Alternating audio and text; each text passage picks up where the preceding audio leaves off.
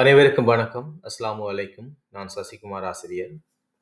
இம்முறை ஓ லெவல் பரீட்சை எழுதவிருக்கின்ற மாணவர்களுக்கு அ பை சார்ட் தொடர்பான ஒரு வினாவை அ விளங்கப்படுத்தலாம் என்று நினைக்கின்றேன். அதாவது உங்களுடைய அ ஆங்கில அ பாடத்திலே 2வது பிரிவில் கொஸ்டின் நம்பர் 14வது வினாவாக வரக்கூடிய அ பி பகுதியிலே கேட்கப்படுகின்ற கேள்வி பை சார்ட் அல்லது பார் சார்ட் அல்லது டேபிள் சார்ட் தொடர்பாக உங்களுக்கு வினாக்கள் வினவப்படுகின்றது. இந்த முதலாவது ஏ பகுதியிலே ஒரு லெட்டர் ரைட்டிங் அல்லது பி பகுதியிலே கேட்கப்படுகின்ற இந்த பை சார்ட் அல்லது பார் சார்ட் அல்லது டேபிள் சார்ட் ஒவ்வொன்றாக வீடியோக்களை நான் அடுத்தடுத்து வெளியிடுவேன். பார்த்து பயனடைந்து கொள்ளுங்கள். முதலாவதாக பை சார்ட் தொடர்பாக நாங்கள் பை சார்ட் என்றால் என்ன? பை சார்ட் டிஸ்கிரிப்ஷன் என்றால் என்ன என்பதை விளங்கிக் கொள்ள வேண்டும். அதாவது பை சார்ட் என்று சொல்வது ஒரு தகவல் ஒன்று பெறப்பட்டு, தகவல் ஒன்று சேகரிக்கப்பட்டு, அந்த தகவல்களை ஒழுங்கமைத்து ஒரு வடிவமாக ஒரு சார்ட்டாக உங்களுக்கு தந்திருப்பார்கள். அந்த சார்ட் தொடர்பாக நீங்கள் ஒரு விவரணம் ஒன்றை விவரிக்க வேண்டும். அதுதான் அதனுடைய தமிழ் கருத்து. பை சார்ட் டிஸ்கிரிப்ஷன் என்பது பை சார்ட் தொடர்பாக ஒரு விவரணம் எழுதுதல்.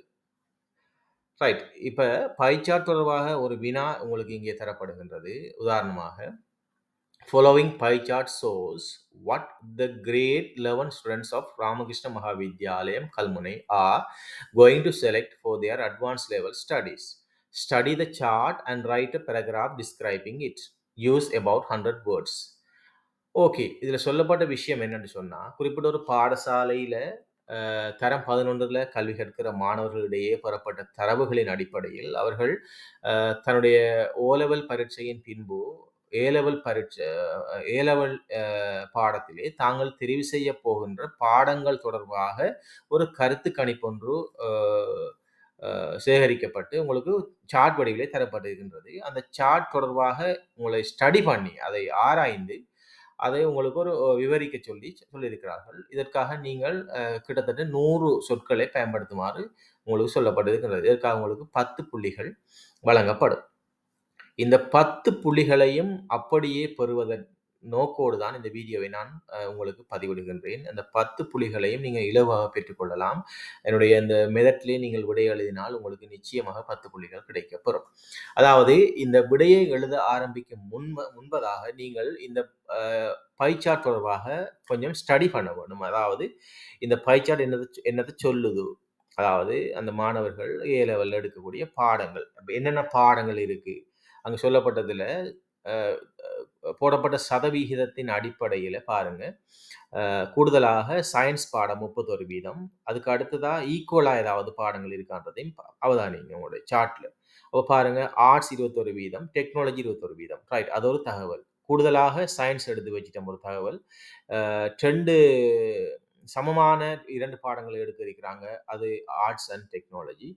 அடுத்து குறைவாக 18% மெட்ஸ் பாடமும், ஆக குறைவாக கொமர்ஸ் பாடத்துல 9% மாணவர்களும் எடுக்க போறாங்க. இவ்வளவுதான் அந்த தகவல். இதை நீங்க ஸ்டடி பண்ணிட்டீங்க. இப்ப பார்த்துட்டீங்க, அவதானிச்சிட்டீங்க. இப்ப விடெழுத போறீங்க. விடெழுதுறதுக்கு உங்களுக்கு விடெழுதுற ஸ்ட்ரக்சர் ஒன்று இருக்கு அதுக்காக.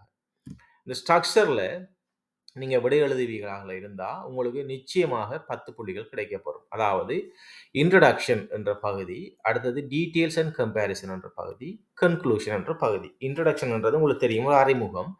அடுத்தது 2வது டீட்டெயில்ஸ் அண்ட் கம்பேரிசன் ஒப்பிடணும். அந்த தகவல்களை என்னன்றதையும் அதை ஒப்பீடு செஞ்சு 2வது பந்தியில் எழுதணும். 3வது பந்தியில் கன்க்ளூஷன். இந்த 3 விடயத்தையும் உள்ளடக்கி ஒரு 3 பந்தி எழுதுவீர்களாக இருந்தால் உங்களுக்கு நிச்சயமாக 10 புள்ளிகள் கிடைக்கப்பெறும். அந்த நீங்கள் எழுதும் பொழுது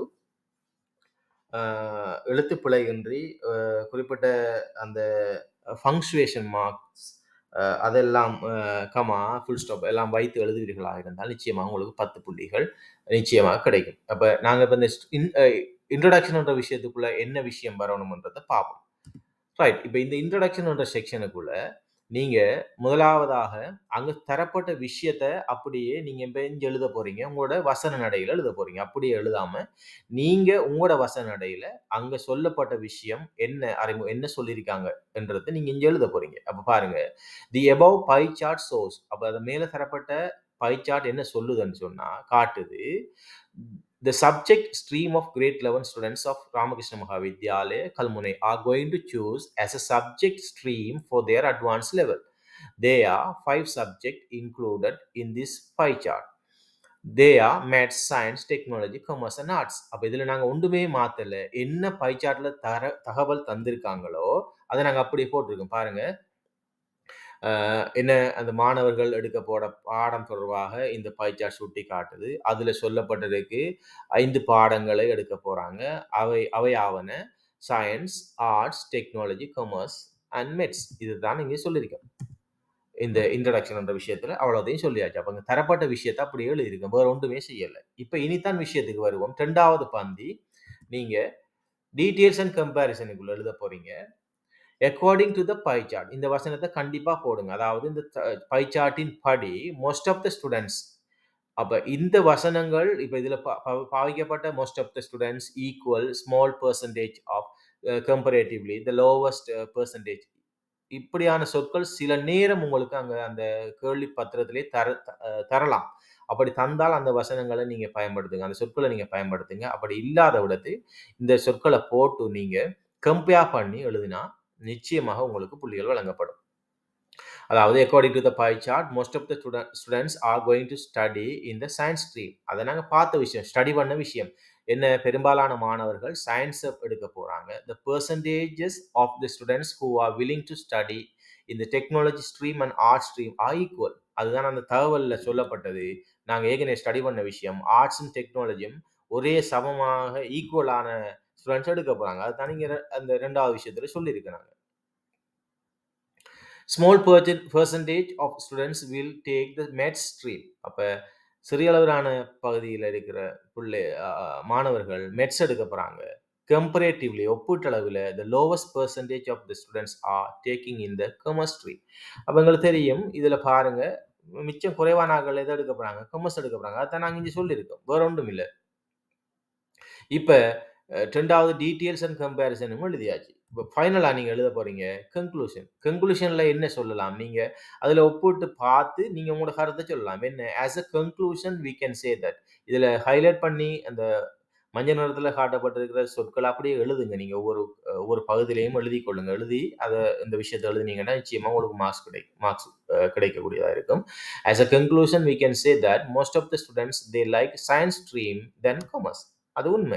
அப்ப கொமர்ஸை விட இங்க பாருங்க, கொமர்ஸை விட ஆர்ட்ஸை தான் கூட எடுக்க போறாங்க. 31% மாணவர்கள் ஆர்ட்ஸ் எடுக்க போறாங்க, சயின்ஸ் எடுக்க போறாங்க. கொமர்ஸ் வந்து 9% எடுக்க போறாங்க. அதை நீங்க கம்பேர் பண்ணி கன்க்ளூஷனா கொடுத்துருக்கீங்க. அதே மாணவர்கள் சயின்ஸ் பாடத்தை எடுக்க போறாங்க கொமர்ஸை விட. இதுதான் அங்க கன்க்ளூஷனா வரப்போகுது. அப்ப ஒட்டுமொத்தமா நீங்க இப்படி கன்க்ளூஷன் டீட்டெயில்ஸ் அண்ட் போட்டு எழுதாம ஃபைனலா நீங்க ஒட்டுமொத்தமா அந்த உங்களோட சார்ட் வந்து இப்படி 3 பந்தியில வரணும். இன்ட்ரடக்ஷன் 1வது பந்தியும், டீட்டெயில்ஸ் அண்ட் கம்பேரிசன் 2வது பந்தியும், கன்க்ளூஷன் 3வது பந்தியில வருமாக இருந்தா உங்களுக்கு நிச்சயமாக 10 புள்ளிகளை கிடைக்கக்கூடியதாக இருக்கும். தேங்க்யூ ஃபார் வாட்சிங். தொடர்ச்சியாக ஓ லெவல் பரீட்சை எழுத இருக்கிற மாணவர்களுக்கு இவ்வாறான சிறிய விளக்கத்தோடு ஒவ்வொரு கேள்விகளையும் நான் ஒவ்வொன்றாக வழங்க இருக்கின்றேன். Letter writing, essay writing, bar chart போன்ற அனைத்து வினாக்களையும் நான் வழங்க இருக்கின்றேன். வீடியோக்களாக உங்களுக்கு வழங்க இருக்கின்றேன். எனவே என்னுடைய சேனலை இதுவரையில் சப்ஸ்கிரைப் செய்யாத மாணவர்கள் சப்ஸ்கிரைப் செய்வதனூடாக உங்களுக்கு என்னுடைய வீடியோக்கள் தொடர்ச்சியாக வந்து சேரும். நன்றி, வணக்கம்.